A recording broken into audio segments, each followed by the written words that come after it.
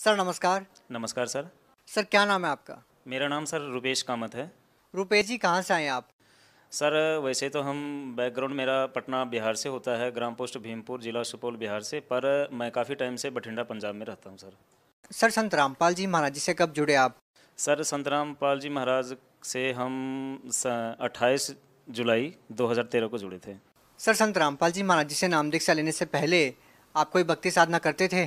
जी, संत रामपाल जी महाराज से भक्ति लेने से पहले हमने काफ़ी साधना करी है सर। सबसे पहले तो हम कबीर पंथ से जुड़े हुए थे। कबीर पंथ से जुड़े हुए थे और 2.5-3 साल हमने कबीर पंथ से जुड़ा रहा और वहाँ का जो साधना बताया गया था, सोहम मंत्र दिया गया था हमें, उस मंत्र का जाप करा हमने। और इसके बाद जब हम लुधियाना में रहने लगा, काफ़ी टाइम में जब वहाँ बीत गया तो मुझे पता चला कि मैं ब्यास वाले का कोई पंथ है, राधा स्वामी पंथ से सूचक है, और उसका एक अंग है जो फिरोजपुर डिस्ट्रिक्ट बस्ती बलोचा में तेजा सिंह जी महाराज हैं, जो राधा स्वामी पंथ के परिवर्तक हैं। तो उससे मैंने दीक्षा लिया था सर 2000 में, और 2000 में उससे दीक्षा लेके हम लगभग 2007 तक उसका भक्ति करा और उसको छोड़ा नहीं था। तो लुधियाना से लगभग 30-40 किलोमीटर आगे है, तो वहाँ पे हमारी पोस्टिंग होती है, और वहाँ पे जाते सार होता क्या है, जो हमारे अंडर काम आता है वो साईं मंदिर होता है, एक ट्रस्ट के जरिए काम बनता है जीपीएस कॉलेज के बैक साइड। वो काम हमारे अंडर होता है और बड़े बड़े लोगों का 6-7 कोठियाँ का काम होता है, 8 साइड हमारे अंडर होता है और 8 साइड को चलाने लग जाता हूँ। कुछ टाइम पाके होता क्या है कि साईं मंदिर जो बनता है उसका जो ट्रस्ट होता है उसका पूजा देख के मेरा भावनात्मक इतना बढ़ जाता है भाव कि हम राधा स्वामी पंथ को भूल के और साईं में लीन हो जाते हूँ।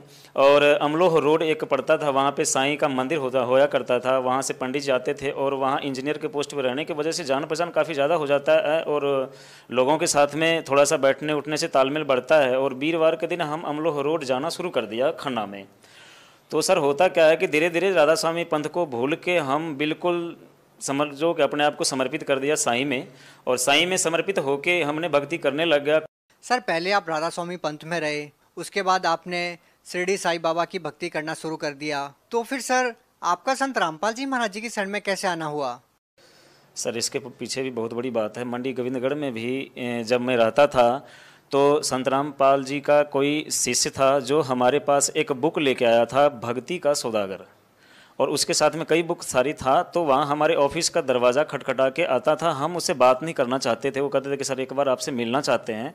तो काफ़ी हमारे ना हर एक संडे वाले दिन आ जाते थे, ऑफिस का आधा टाइम होता था, आधा टाइम हम छुट्टी करते थे, लेकिन वो उसी टाइम आ जाते थे और मुझे डिस्टर्ब करते थे कि आप ये कोई संत है और वो भक्ति कबीर पंथ से है और आपको ये बुक दे के हम ज्ञान समझाना चाहते हैं। तो हम सुनना नहीं चाहते थे उसका बात, और उसको हम बोलते थे कि भाई हम दुनिया में जितने भी संत हैं सबको तकरीबन देखा है, राधा स्वामी से बढ़ के कोई संत नहीं है। मैंने ब्यास वालों से जुड़ा हुआ है, वहाँ भक्ति करा। अब शिरडी साईं वाला से मैं जुड़ा हूँ, कबीर पंथ से जुड़ा हुआ, आसाराम बापू से भी दीक्षा ले रखा था, अमृतसर जाके हमने वो भी 2 साल भक्ति करा है। बीच में लगभग तकरीबन सारे संत को जान चुका है, मुझे किसी संत के चक्कर में नहीं पड़ना है। शिरडी साईं वाला से बढ़ के कोई है ही नहीं, ना तो कोई भगवान है। क्योंकि उस बीच में होता क्या था कि हम साईं सच्चरित्र को तकरीबन बारीकी से पढ़ चुका था। जब संत रामपाल जी के शिष्य बार बार आने लगे, हमारे ऑफिस के इर्द गिर्द रहते थे और उसका एक ही सिद्धांत था कि बुक दे के जाएँ भक्ति का सौदागर, हम लेना नहीं चाहते थे। तो कई बार हुआ क्या कि हमारे साथ जो जूनियर रहते थे वो बोले कि सर ये बार बार आते हैं, आपसे मिलना चाहते हैं, एक बार बुक लेके तो देखें, फ्री में दे के जाते हैं, या पैसा 10-20 रुपये क्या होता है, कोई मोल नहीं रखता। मैं बोला चलो छुटकारा ही तो पाना है इससे, चलो कोई बात नहीं बुला लो। बुलाया उसको ऑफिस में, चाय पानी पूछा, बोलते नहीं जी। तो मैंने बोला अच्छा आपकी बुक की कॉस्ट क्या है? तो उसने बोला कि नहीं जी कुछ भी नहीं है, आप पढ़ लो, यही एक सेवा होता है हमारा। हम बोले जी भाई आपके ट्रस्ट में है और क्या है, किस पंथ से हो? उसने बताया कि कबीर पंथ से हैं। हम उसको फिर अपने हिसाब से अपने स्टेटस के मुताबिक उसको समझाया कबीर पंथ के बारे में, क्योंकि पहले हम 2-2.5 साल जाना था कबीर पंथ को, सोहम मंत्र का जाप मिला हुआ था, उसको मैंने करा हुआ था। तो जितनी मुझे ज्ञान था अनुराग सागर के अनुसार से उसको समझाया, वो सबको बायकाट करते हुए बोला सर आप एक बार प्लीज़ इसको पढ़ेंगे। मैंने बोला चलो ठीक है कोई बात नहीं, टाइम लगेगा पढ़ेंगे। बड़े आदर भाव देखा उसके अंदर, पर मैंने इन चीज़ों को अपने दिमाग से निकाल दिया। कुछ मैं जब ऑफिस में, जो हमारा ऑफिस के अंदर चेयर के सामने हमारे काउंटर थे, काउंटर में रोज़ रखते थे जहाँ हमारी फाइल होती थी, और ख़ास करके मैं मोबाइल रखता था, उसके बीच में जो हमारा खास पेटेंट चीज़ होता था उस कैटलॉग के बीच में वो उस बुक को रखा हुआ था। मैं रोज़ का 2-3-4 बारी ज़रूर खोलता था, उस बुक को काउंटर पर रखता था और काउंटर से फिर दोबारा अंदर रखता था, लेकिन मैंने पढ़ा नहीं उसको। ऐसे जी निकलता गया टाइम, साल निकल गया। साल निकलने के बाद होता क्या है कि मैं अपने घर जाता हूँ छुट्टी मनाने। काफ़ी टाइम के बाद जब छुट्टी मनाने घर जाता हूँ तो देखता क्या हूँ कि उस बुक के माध्यम से हमारे घर में हर जगह संत रामपाल जी महाराज का पोस्टर लगा हुआ होता है और हमारी माँ उससे दीक्षा लेके भक्ति करती होती है। और हमारे घर का जो पहले की बात थी, हमारे साल 1.5 साल जाने के बाद जो स्थिति को देखा मैंने, देख के चकाचौंध रह गया कि ये क्या हो गया। ये तो बुक में छापा हुआ पोस्टर देखा था, क्योंकि उस बुक के अंदर ना कबीर साहब और संत रामपाल जी महाराज के 2 पोस्टर लगे हुए थे। और फोटो को मैं देखता था पर कभी एक चैप्टर पढ़ा नहीं था कभी, और मैंने मतलब नहीं रखा था पढ़ने। मैंने चलो कोई बात नहीं, 10 रुपया ही तो गया है। जब मैं घर जाता हूँ तो होता क्या है कि हमारे वहाँ पे संत रामपाल जी का कुछ शिष्य थे, बोलते हैं कि जी आप इसको पढ़ के देखो एक बारी, आपने तो दुनिया बहुत देखा होगा, बड़े लोगों के साथ उठना बैठना है, पर इस बुक को देखो आप सब कुछ भूल जाओगे। हम बोले अरे भाई, दुनिया देखने के लिए बुक की ज़रूरत नहीं है, पढ़ना लिखना और पैसा की ज़रूरत सबसे बड़ी है। शिक्षित हैं, ज्ञान है और इसके साथ में पैसे की ज़रूरत है। दुनिया देखने के लिए बुक से कुछ नहीं मिलता। पर जो संत रामपाल जी का ज्ञान था उसके आधार पे उसने काफ़ी समझाने की कोशिश करी। समझते समझते जी होता क्या था कि हमारा जो बुरा लत था, 4:30 बजे के बाद हम किसी का नहीं सुनता था। 4:30 बजे के बाद हम 9 बजे रात तक जहाँ कहीं भी हो, किसी भी स्टेट में हो, तो या तो हम 3 स्टार में या तो हम हेवन में मिलते थे। इसके अलावा मतलब क्योंकि हमारा जहाँ भी जिस कंपनी में काम करते, पहले हम बोलते थे कि भाई 5 से लेके 9 बजे तक हम किसी का नहीं है, हम काम इतना पहले कर देंगे कि आपको ढूंढने की लोड़ नहीं है। और ये हम हेवन में बिताते थे क्योंकि पैसा होता था। हम शौकीन थे खाने पीने का, और इतना शौकीन थे सर कि मैं आपको क्या बताऊं, हम ब्रांडेड चीज़ लेते थे, लत लगी हुई थी, बुराई थी हमारे अंदर। और वो टाइम था, वो संत रामपाल जी के शिष्य हमारे सामने बैठे रह गए और हमने बाइक निकाला, और निकालने के बाद हम निकल जाते हैं वहाँ से और चले गए जहाँ नशा पत्ता का चीज़, जैसे कि शराब का, वहाँ पे बहुत बड़ा ठेका था, हाथा दुकान था और वहीं पे हाथा बैठने वाला था। तो वहाँ हम निकल के चले गए, और चले गए तो हम वापस आए 9:30-10 बजे।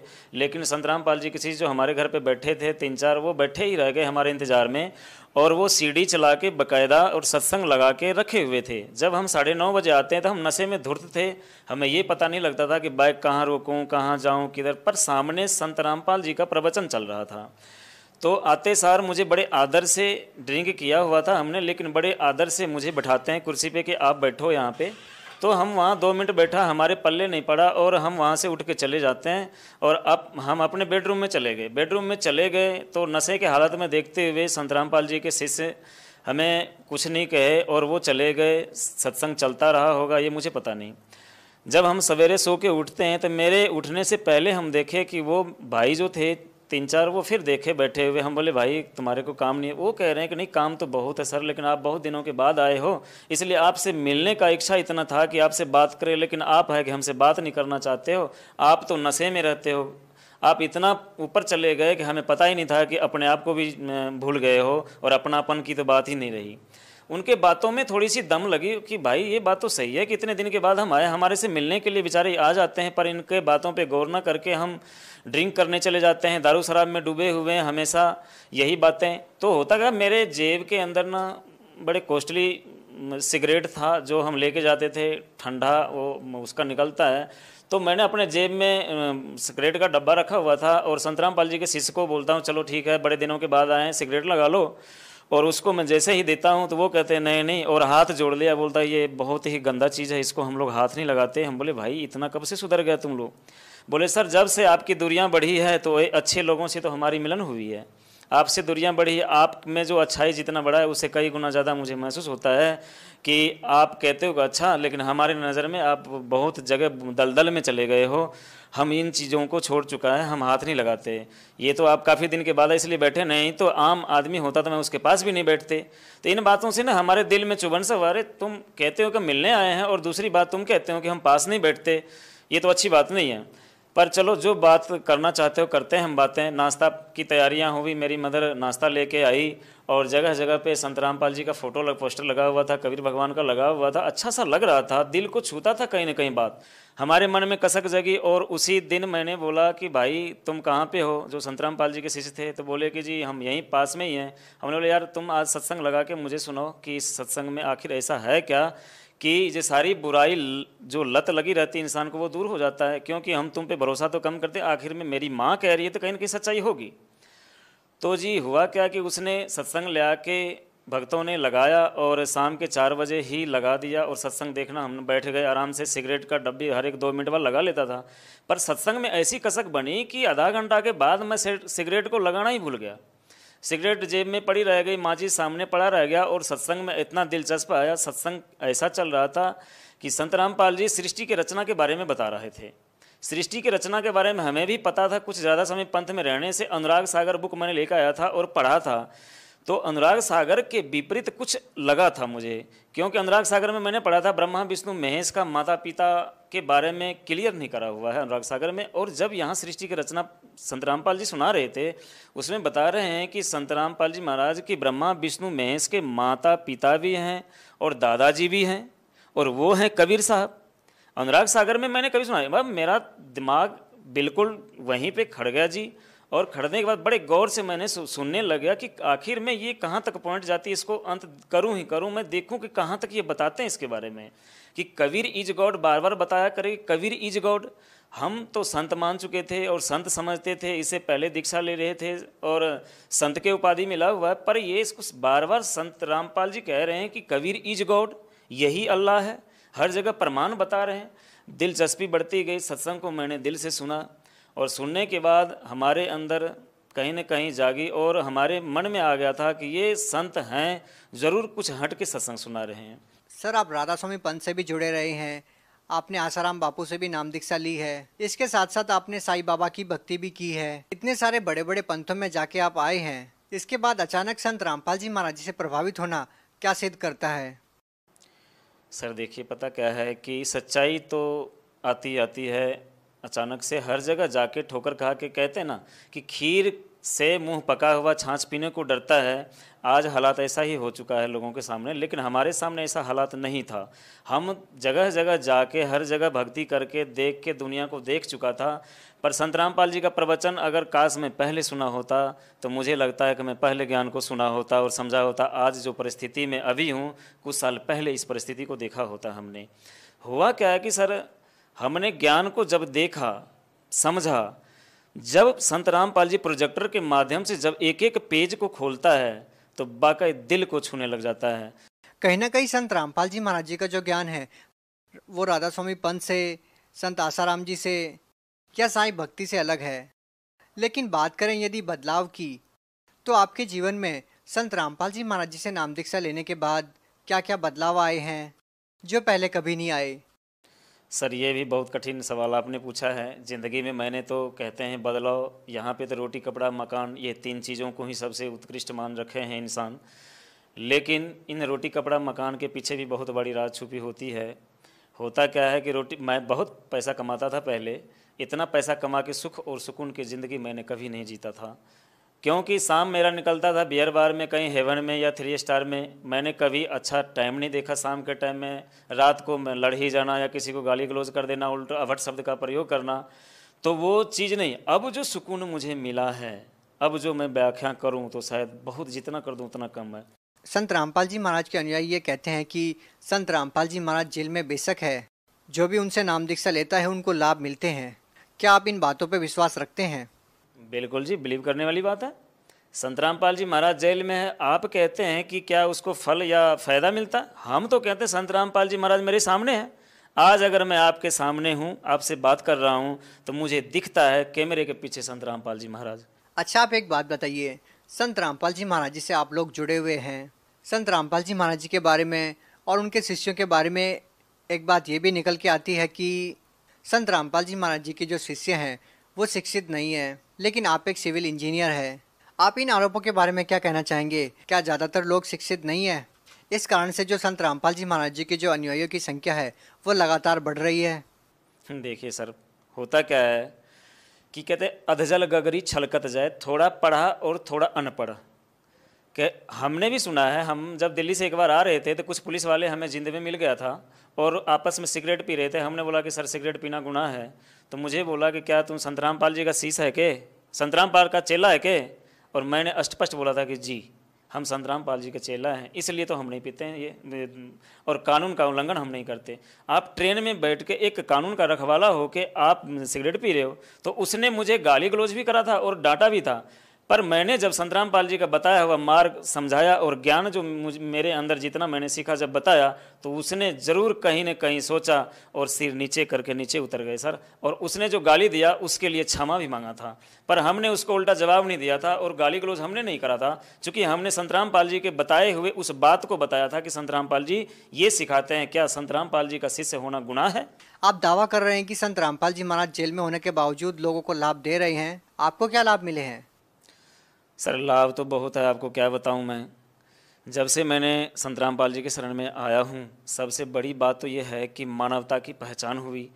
इंसानियत क्या चीज़ है उसको मैंने जाना, उसको जानते हुए भक्ति को पहचाना। ये 33 करोड़ देवी देवताओं के चक्कर में पड़े रहते थे।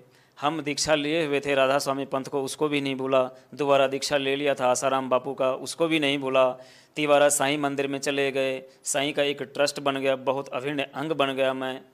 तो 33 करोड़ के चक्कर में लगे रहते। आज जो मुझे लाभ है कि इन सारी बुराई जे 33 करोड़ में धक्का खाने से एक ही भक्ति, जिसको एक गॉड, एक अल्लाह, एक परमात्मा कहते हैं, उसका मुझे रास्ता मिलाया और उस परमात्मा से परिचित कराया और उसको मैंने देखा और उसके भक्ति में लगे रहते हैं। सारी बुराइयों को त्याग दिया। आज हमारे पास अच्छा घर है बठिंडा डिस्ट्रिक्ट के अंदर और बड़े कम समय में बड़े अच्छे पैसा कमाया हमने। लाभ मैं जितना बताऊं भगत जी उतना कम है, क्योंकि देखो सच्चाई, एक इंजीनियर होने के नाते मैंने एक नंबर का मैं सोचा मेहनत करके कमाई करके ही करना है। डीडी मित्तल टावर में मैंने आपको बताना चाहूँगा, मैंने बता नहीं पाया था। डीडी मित्तल टावर में लास्ट बार जब मैंने नौकरी छोड़ा 2013 में नौकरी छोड़ा, इसी वजह से कि वहाँ झूठ ठगी था। 10% पैसे काटना हर एक ठेकेदारों से, 10,000 रुपये ऊपर से लेना और सबका परसेंटेज बना हुआ था, सबको देना। ये काम करने के लिए हमारे संत रामपाल जी महाराज पहले मना किए हुए हैं, ठगी नहीं मारनी, झूठ नहीं बोलना, बेईमानी नहीं करना, रिश्वत नहीं लेना। तो ये कहीं ना कहीं हमारे नौकरी में और हमारे ज़िंदगी में बाधा था, भक्ति नहीं होना था, जिसके कारण मैंने नौकरी छोड़ा था। नौकरी छोड़ने के बाद सर हम बिल्कुल साधारण वेश में आके, जहाँ तक कि मैंने 2 नंबर की कमाई से जितना मैंने वहाँ पे लिया, हमारे पास बाइक, मोटरसाइकिल, अच्छा बेड, अच्छे कपड़े, अच्छे सोसाइटी का सारा सिस्टम था, ज़िंदगी जीने का सादा साधन था हमारे पास। सबको डीडी मित्तल टावर में छोड़ के हमारे नीचे काम करने वाले सुपरवाइज़र फोरमैन को मैंने बोला कि आज तुम्हें सेवा में ये सब कुछ दे के मैं जा रहा हूँ, जहाँ तक कि मैंने मोटरसाइकिल तक को भी नहीं लिया। और हमने हमारे पास जो फ़ोन दिया हुआ था कंपनी की तरफ से वो भी छोड़ के मैं जीरो होके मैं लोकल यहाँ रहने लग गया। और मैंने एक राज मिस्त्री के काम से अपनी ज़िंदगी का शुरुआत किया 2014 में जनवरी में। आज भगत जी 2019 में हमने इतना तरक्की करा कि आज बठिंडा डिस्ट्रिक्ट में सबका नज़र मेरे ऊपर गड़ा रहता है। लगभग मैंने करोड़ों रुपया कमाया है। और कमाया कैसे? झूठ बोल के नहीं, ठगी मार के नहीं, बेईमानी करके नहीं, हेरा फेरी करके नहीं। आज भी कंपनी को पता लगता है, ऑफर देता है। जिस टाइम छोड़ के आया था वो कहता है आज ना कल बेटा तू मेरे पास ही आएगा, क्योंकि ये लत ऐसा है जिसको इस ऑफिस का और एसी का ऐसो आराम नज़र आता है, वो धूप में और बाहर कहीं धूल में टिका नहीं सकता। और मैंने उसको चैलेंज करा था कि ऐसे है सर, अगर मैं दोबारा आऊँगा तो अब मैं आपके पास नहीं आऊँगा, मैं सीधा ऊपर जाना चाहूँगा, लेकिन आपके पास आने से अच्छा ऊपर चले जाना, क्योंकि मुझे सच्चाई से परिचित मैं हो चुका हूँ। सर, संत रामपाल जी महाराज जी के बारे में आप लोगों को क्या संदेश देना चाहते हैं? सर, संत रामपाल जी महाराज के बारे में हम तो क्या संदेश देना चाहेंगे। आज पूरे विश्व जागृत हो चुके हैं। संत रामपाल जी महाराज के बारे में सबको पता लग गया है संत रामपाल जी महाराज है क्या। सच्चाई तो यही है कि संत रामपाल जी महाराज का ही दिया हुआ भक्ति हमें करना पड़ेगा। आज कर ले भक्ति या कल कर ले। हमने भी बहुत ऐंठा था और हमने ही बहुत लोगों को घुमाया था कि ये कोई भक्ति नहीं है, ठग हैं, लुटेरे हैं, संत सब। लेकिन आज मैं जिस प्रकार से संत रामपाल जी का गुणगान करते हैं, हम इसी प्रकार से पूरे विश्व संत रामपाल जी का गुणगान करेंगे और उसके शरण में आएंगे। जी धन्यवाद। सत श्री।